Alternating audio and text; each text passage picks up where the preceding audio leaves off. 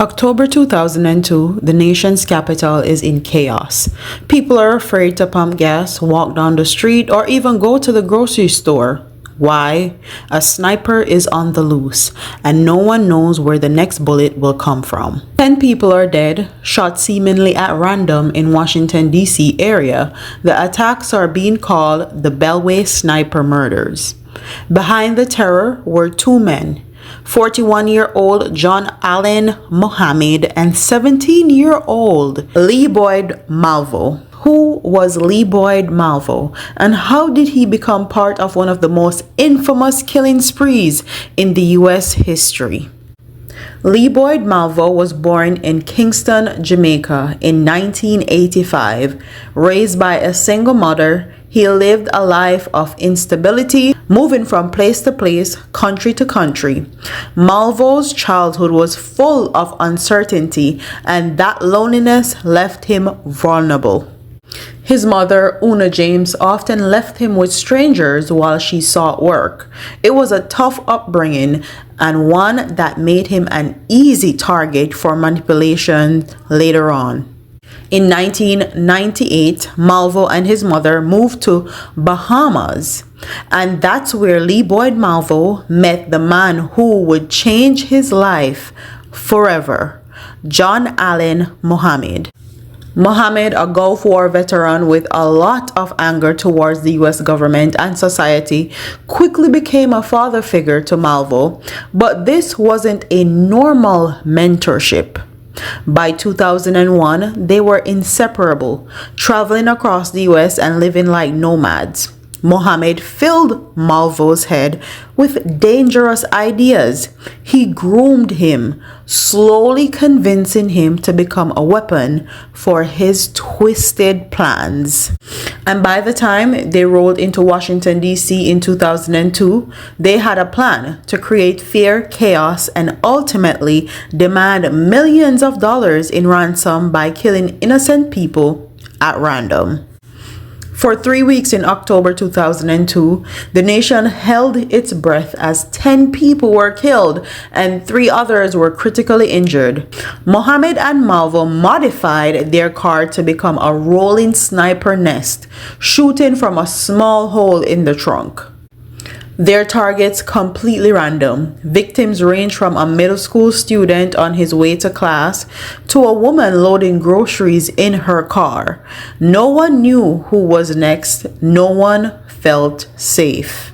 Gas stations were empty. People zigzagged as they walked, trying to avoid becoming a target.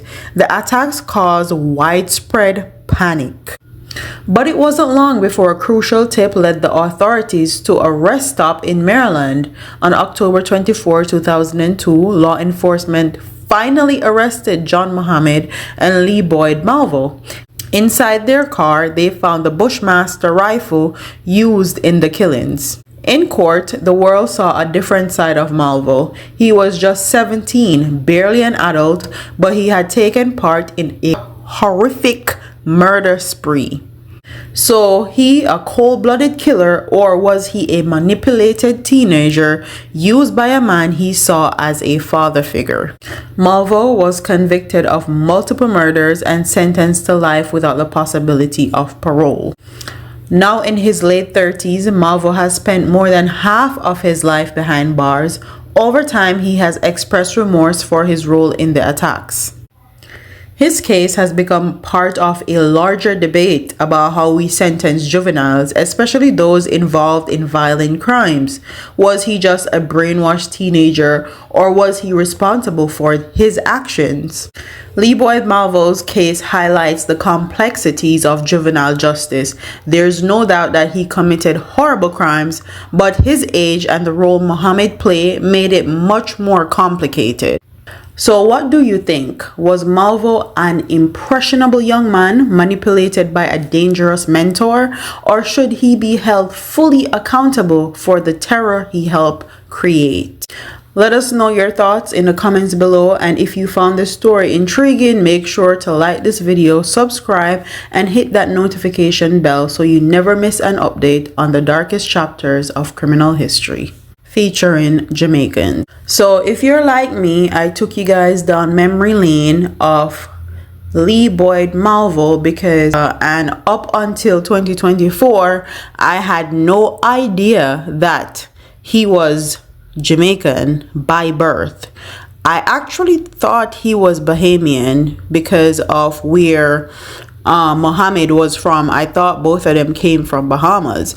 But going through the years and see him pop up on Jamaican news sites and newspapers like Gleaner and Star, and they're referring to him as Jamaican, I was shocked out of my mind. I couldn't fathom that he was Jamaican. And I don't know why I can't fathom that he was Jamaican, because you have Jamaicans being the best of the best, the highest, the best in academia, the best in whatever field they choose to be in. And then you have Jamaicans that are the worst of the worst. Like, we're people, when we're good, we're good. And when we're bad, we're truly, truly horrible. Like, there's no in between with us. And I think it's just based on our history and who we are as a people. But this really shocked me that he was Jamaican.